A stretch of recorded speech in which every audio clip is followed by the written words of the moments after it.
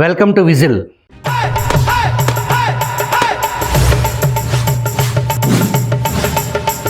ఒకనాటి రాయలసీమ వికృత పాలిగాళ్ళు లేదా పాలిగార్స్ అనే పదానికి బ్రిటిష్ అధికారి థామస్ మన్రో పెట్టిన పేరు ఫ్యాక్షనిస్ట్.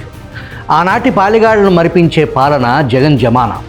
జగన్ ఎలుబడిలో ఒక ఆడకూతురుపై ముఖ్యమంత్రి కొంప వేదికగా జరిగిన తీరు, డీజీ స్థాయి అధికారితో పాటు సీనియర్ ఐపీఎస్లు ఆ కుట్రలో పాలు పంచుకోవటం ఆంధ్రప్రదేశ్ పోలీసు ప్రతిష్ట పాతాళంలోకి తొక్కేసింది. సినీ నటి డాక్టర్ కాదంబరి జత్వాని అక్రమ నిర్బంధం, ఆనాటి అమానవీయ ఘటనకు పాల్పడిన అధికారుల్లో ఒకరు అప్పటి Vijayawada deputy commissioner of police DCP Vishal Gunni. ఈ విశాల్ గున్ని 2010 ఐపీఎస్ బ్యాచ్కి చెందిన అధికారి. స్వరాష్ట్రం కర్ణాటక. విశాల్ గున్ని భార్య నేహా శర్మ కేంద్ర ప్రభుత్వ ఉద్యోగి. విశాల్ మామ కర్ణాటక రాష్ట్రం నుంచి బీజేపీ పార్లమెంట్ సభ్యుడిగా కొనసాగుతున్నారు. బీఏ చదివి సివిల్స్లో ఐపీఎస్గా సెలెక్ట్ అయ్యారు. మొట్టమొదటి పోస్టింగు నర్సీపట్నం ఏఎస్పీగా, ఆ తర్వాత నెల్లూరు ఎస్పీగా, తూర్పుగోదావరి ఎస్పీగా, ఆక్టోపస్ ఎస్పీగా విధులు నిర్వహించారు. విశాల్ గున్నిని జగన్మోహన్ రెడ్డి ప్రభుత్వం 2022 ఏప్రిల్లో మంగళగిరి ఏపీ ఎస్పీ బెటాలియన్కు ట్రాన్స్ఫర్ చేసింది. ప్రభుత్వ పెద్దలకు ఇష్టం లేని అధికారులకు ఇటువంటి ప్రాధాన్యం లేని పోస్టింగులు దక్కుతాయన్నమాట. ఏం జరిగిందో తెలియదు. సరిగ్గా 2 నెలలు తిరగకుండానే జూన్ 17, 2022న విజయవాడ డిప్యూటీ కమిషనర్ పోలీస్గా విశాల్ గున్ని నియమించబడ్డారు. జనవరి 2, 2024 విశాల్ గునికి డిప్యూటీ ఇన్స్పెక్టర్ జనరల్ డిఐజీగా ప్రమోషన్. కానీ ఒక షరతు, జత్వానీని బెజవాడకు తీసుకొచ్చి అరెస్ట్ చేసి వారు అనుకున్నది సాధించి ఆమెను జైలుకు పంపిన తర్వాత మాత్రమే డిఐజీగా బాధ్యతలు తీసుకుంటావు అనేది ఆ కండిషన్.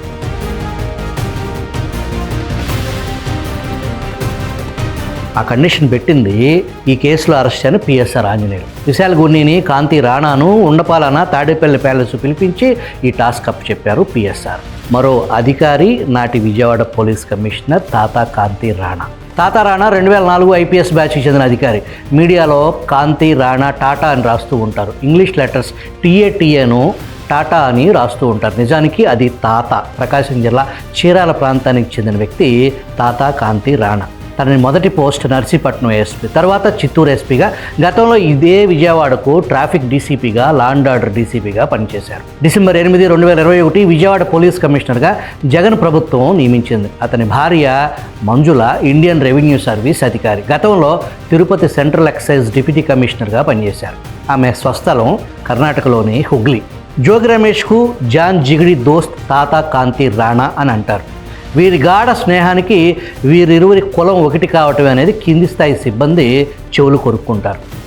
2024 సార్వత్రిక ఎన్నికలను దృష్టిలో పెట్టుకుని విజయవాడ పోలీస్ కమిషనర్గా తాతా కాంతి రాణాను నాడు నియమించడం జరిగింది. ఒక పక్క జోగి రమేష్ సాన్నిహిత్యం, మరొక పక్క జగన్ స్వామి భక్తి వెరసి రాణాను ఐపీఎస్ టు వైపీఎస్ చేసింది. నాటి గులకరాయి విషయంలో ఓవర్ యాక్షన్ చేయటం, ఒక అమాయకుడిని గన్తో బెదిరించి ఫిక్స్ చేసి జైలుకు పంపించడం స్వామి భక్తిలో భాగం.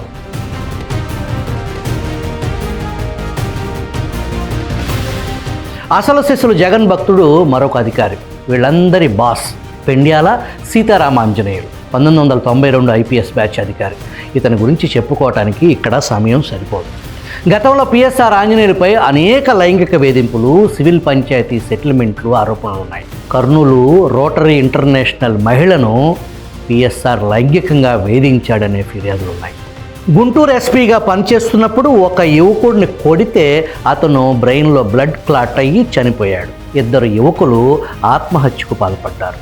హైదరాబాద్ ఉస్మానియా యూనివర్సిటీలో విద్యార్థులను తీవ్రంగా కొట్టడం, వారి పట్ల అసభ్యంగా ప్రవర్తించడం నాటి ఉమ్మడి హైకోర్టు తీవ్రంగా మందలించి ఒక రోజంతా హైకోర్టులో నిలబడి ఉండాలని శిక్ష విధించింది. ఖమ్మం ఎస్పీగా ఉన్నప్పుడు భక్తరామదాసు ట్రస్టుకు చెందిన మహిళలతో అసభ్యంగా ప్రవర్తించాడనే ఆరోపణలు ఉన్నాయి. ఆగస్టు 15 భారతదేశం మొత్తం డ్రైడే, మద్యం దొరకదు. హై ప్రొఫైల్ గెస్టులతో ఆగస్టు 15న మద్యం పార్టీ ఏర్పాటు చేసి నాడు వివాదాల్లో చిక్కుకున్నాడు. సీతారామాంజనేయులు విజయవాడ పోలీస్ కమిషనర్గా వెలగబెట్టినప్పుడు ఐపీసీ చట్టం కాకుండా పిఎస్ఆర్ చట్టం అమలు చేశాడు. సివిల్ పంచాయతీలు, అక్రమ వసూళ్లకు పాల్పడ్డారనే అనేక ఆరోపణలు ఉన్నాయి.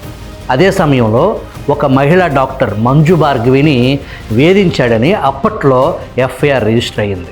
ఆమెకు ఒకేసారి తన అధికారిక ఫోన్ నుంచి 50 ఫోన్ కాల్స్, అశ్లీల ఎస్ఎంఎస్లు పంపించాడు. నా పేరు సీతారాం, నాపై నా భార్యకు ఉన్న నమ్మకమే నాకు పెద్ద బలం. ఇతరుల గురించి నేను బాధపడను. ఇది ఆంజనేయుల ఫిలాసఫీ. ఇంట్లో వాళ్ళు నమ్ముతున్నంతకాలం నేను వెధవ పనులు చేస్తూనే ఉంటాను అని కవి భావం. ఆ తర్వాత కొంతకాలానికి ఢిల్లీ ఇంటెలిజెన్స్ బ్యూరోలో పనిచేసే అవకాశం కల్పించింది. ఇతని ప్రవర్తన కారణంగా అక్కడి నుంచి కూడా అతి కొద్ది కాలంలోనే తప్పించేశారు.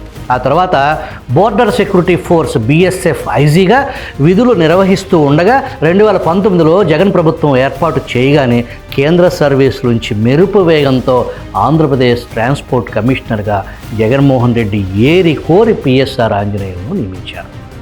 ట్రాన్స్పోర్ట్ కమిషనర్గా నాడు జేసీ సోదరుని నానా ముప్పతిప్పులు పెట్టి జేసీ ప్రభాకర్ రెడ్డిని జైలుకు పంపించి జగన్మోహన్ రెడ్డి మనసు గెలుచుకున్నాడు. అదే సమయంలో APPSC సెక్రటరీగా కూడా నియమింపబడ్డాడు. APPSC చైర్మన్గా నాడు ప్రొఫెసర్ ఉదయభాస్కర్ కొనసాగుతున్నారు. అది రాజ్యాంగబద్ధమైన పదవి.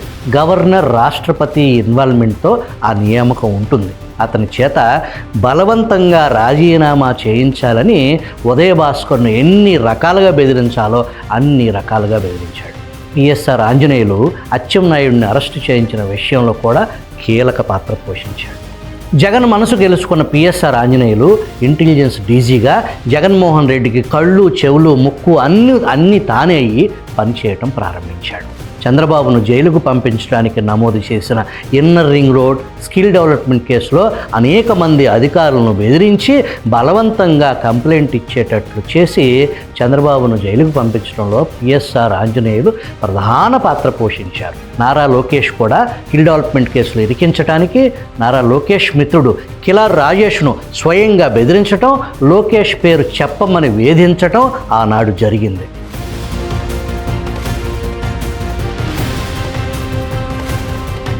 అంతేనా?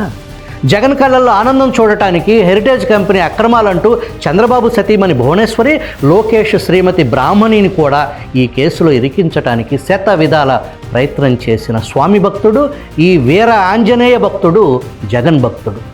ఇక PSR ఆంజనేయులు కొన్ని వందల ఫోన్ కాల్స్ ట్యాపింగ్కు పాల్పడ్డారు. కేవలం రాజకీయ నాయకులకు సంబంధించిన ఫోన్ కాల్స్ మాత్రమే కాకుండా హై ప్రొఫైల్ పారిశ్రామికవేత్తలు, సొసైటీలో పేరు ప్రఖ్యాతులు ఉన్న వాళ్ళ ఫోన్లు కూడా ట్యాప్ చేసి వ్యక్తిగత సమాచారాన్ని సేకరించి వాళ్ళని లైంగికంగా వేధించటం లేదా డబ్బుల కోసం బెదిరించటం, విచ్చలవిడి ఫోన్ ట్యాపింగ్లో బరి తెగించాడనే ఆరోపణలు ఉన్నాయి. డాక్టర్ కాదంబరి జత్వాని అరెస్ట్ చేయడానికి ముందే PSR ఆంజనేయులు ఒక బృందాన్ని బాంబే పంపించి ఆమె ఇంటి చుట్టుపక్కల మొత్తం రెక్కి నిర్వహించి అంతా ఓకే అనుకున్న తర్వాత ఇక్కడ FIR రిజిస్టర్ చేశారు. కుక్కల విద్యాసాగర్ను ఫిర్యాదుదారుడుగా ఎన్నుకున్నది కూడా PSR ఆంజనేయులే అనేది ఒక వాదన బలంగా ఉంది.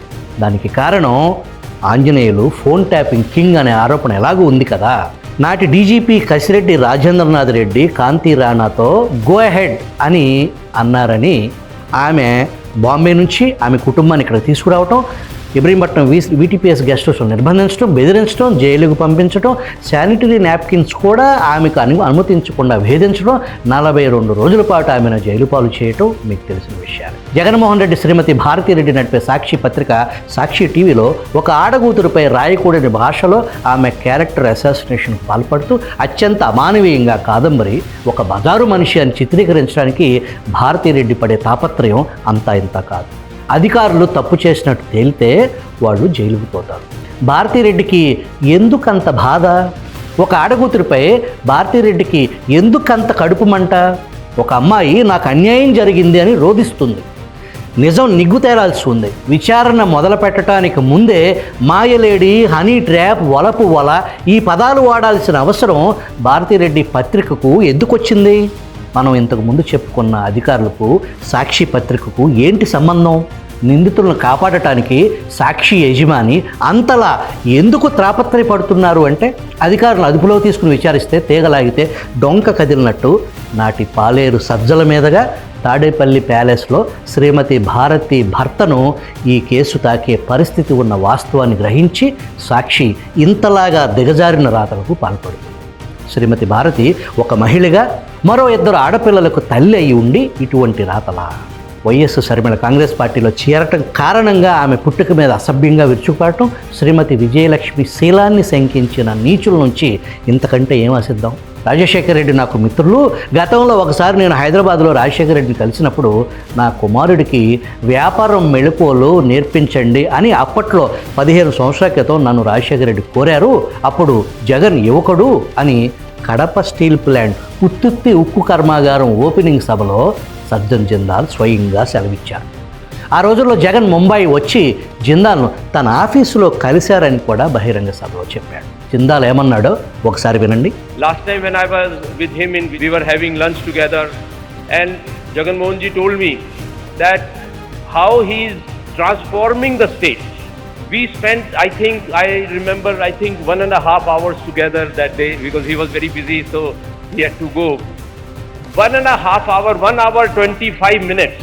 He was only speaking about how he is uplifting the medical scheme. ఆడపిల్లల హక్కుల రక్షణపై నాడు అసెంబ్లీలో ముఖ్యమంత్రి హోదాలో జగన్ ఎలా స్పందించారో మీరే చూడండి. కారణం ఏంటంటే ఆ ఇన్సిడెంట్ చూసిన తర్వాత, ఆ ఇన్సిడెంట్ టీవీలలో విన్న తర్వాత, జరిగిన సంఘటన చూసిన తర్వాత, ఆ తల్లిదండ్రులు పడుతూ ఉన్న ఆవేదన, బాధ చూసిన తర్వాత కాల్ చేసినా కూడా తప్పు లేదు అని చెప్పి అందరం కూడా అనుకున్నాం. ఎస్ అధ్యక్ష, నాకు కూడా 2 పిల్లలు ఉన్నారు, 2 ఆడపిల్లలే. నాకు చెల్లెలు ఉంది, నాకు భార్య ఉంది. ఒకటే భార్య అధ్యక్ష నాకు ఉండేది. కానీ అధ్యక్ష, నాకు పిల్లలు ఉన్నారు, ఆడపిల్లలు ఉన్నారు. ఎవరైనా ఏదైనా జరిగితే, వాళ్ళకి ఏదైనా చేస్తే, ఎవరైనా ఇటువంటి కార్యక్రమం చేస్తే ఒక తండ్రిగా నేను ఎలా స్పందించాలి అధ్యక్ష? వాళ్ళకి ఏ రకమైన శిక్ష పడితే నాకు ఉపశమనం కలుగుతుందని చెప్పి నేను చేయాలి అధ్యక్ష. డాక్టర్ కాదంబరి జత్వాని కేసులో ఆమెకు న్యాయం జరిగేలా చేయడం కూటమి ప్రభుత్వం బాధ్యత. జత్వాని కేసులో మిగతా నిందితులు కూడా అరెస్ట్ చేస్తే చంద్రబాబు ప్రభుత్వ ప్రతిష్ట జాతీయ స్థాయిలో పెరుగుతుంది.